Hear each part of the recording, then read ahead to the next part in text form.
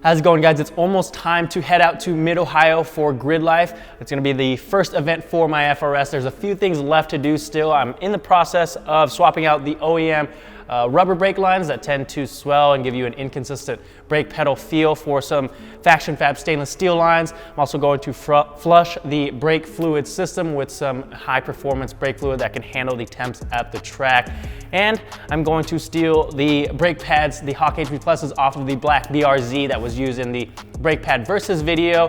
If you guys haven't seen that yet, I'll link it up above. Definitely recommend you check that out because it's gonna give you a good idea of why you would want to run performance pad versus any other pad if you do any sort of performance driving. I'm gonna go ahead and swap the brake pads first. You really only need to remove the bottom 14mm bolt here that's holding the caliper in place, and then we can swing the caliper up and remove the brake pads.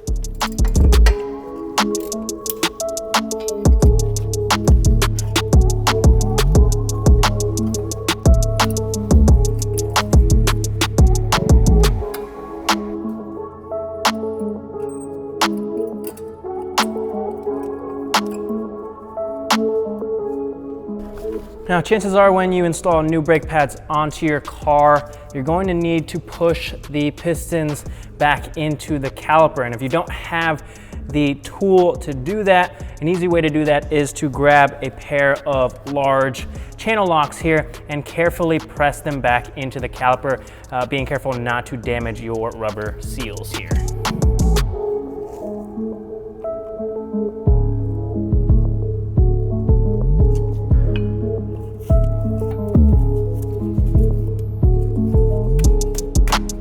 Once you're done, just be sure to torque this bolt down to 26 foot-pounds. Brake pads are swapped. Now we can move on to the brake lines. I'm going to be showing you on the front passenger side here, but it's basically the same on all four corners. The only thing different in the rear is you got to make sure to route the line underneath the brake sensor wire here. Not a huge deal. If you forget, you can just unbolt the sensor. I think it's a 10mm bolt, and then just reroute it over the top and reinstall it. Now, there's basically four things holding this line in place. You've got a 10mm flare nut up here, got a retaining clip, a 12mm bolt holding the line to the strut, and then a 12mm banjo bolt holding the line to the caliper. What we want to do first is remove this 12mm bolt to get it undone from the strut, and then you're going to break loose the 10mm flare nut. Once that's loosened, and you can start loosening it by hand, pull the clip, and you're gonna notice that you're gonna start losing brake fluid, so make sure you got a drip pan underneath, and you wanna get this process done as fast as possible. Once you have that fully unscrewed, I'll dangle this line down to have it drip into the pan, and then install the new line in here and leave it dangling so any of the fluid goes into the pan as well. Then we can fully remove the old line by unscrewing the 12mm banjo bolt, and then we can reinstall your new line onto the caliper using the new banjo bolt and making sure you got the crush washers on there. Get that torqued down, make sure the flare nut is tightened. Don't need to get super tight with that, just make sure it's nice and snug. You don't want to strip it. That's gonna be a bad time for you. And then once that's done, reinstall this 12mm bolt to the strut. Spray everything down with some degreaser or brake cleaner. Make sure you have no leaks, and then we can flush the system.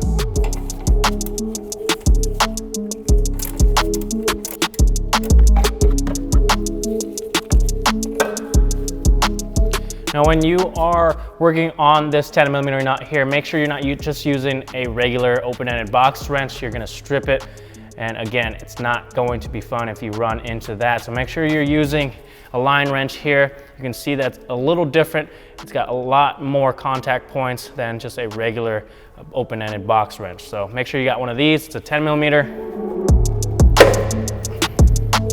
I'm just using a towel to unscrew this so it soaks up any of the brake fluid that comes out.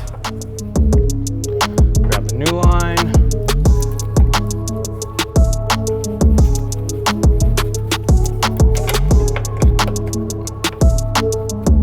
Thread that in there.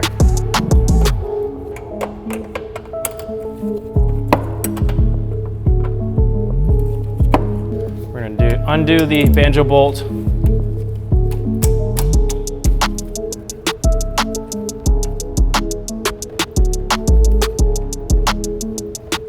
Take your new banjo bolt, make sure you got the crush washer on there on both sides, and then start threading that in.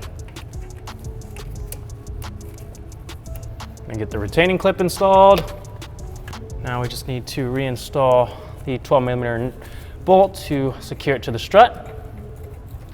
And now we can move on to flushing the system.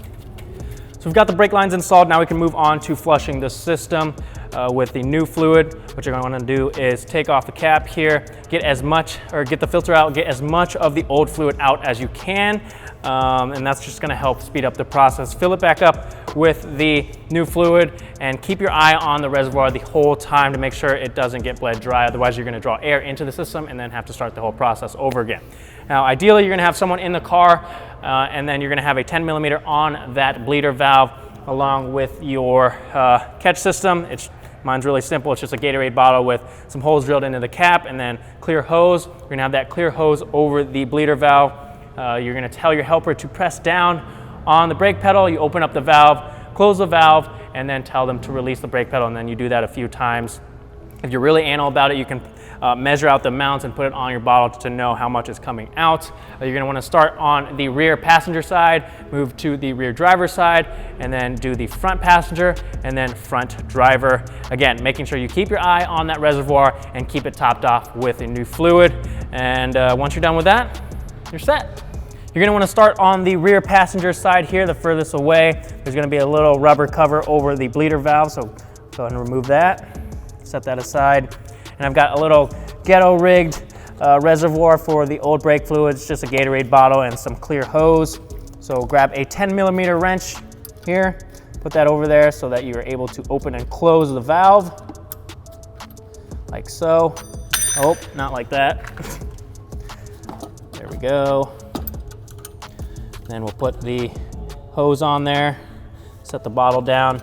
So the process here is basically you've got a helper inside the car, and when you say down, they're gonna press down on the pedal, and then I'm gonna open the valve, and that's going to push the old fluid out, and then I'm gonna close the valve and say up, and then they can release the pedal. So we're gonna go ahead and start here, down,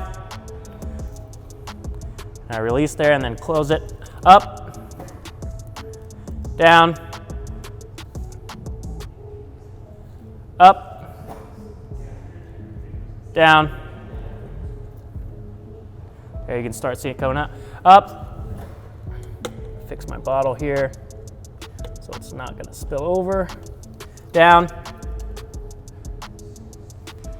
And then again, you wanna make sure to keep an eye on that reservoir so that you aren't bleeding it dry.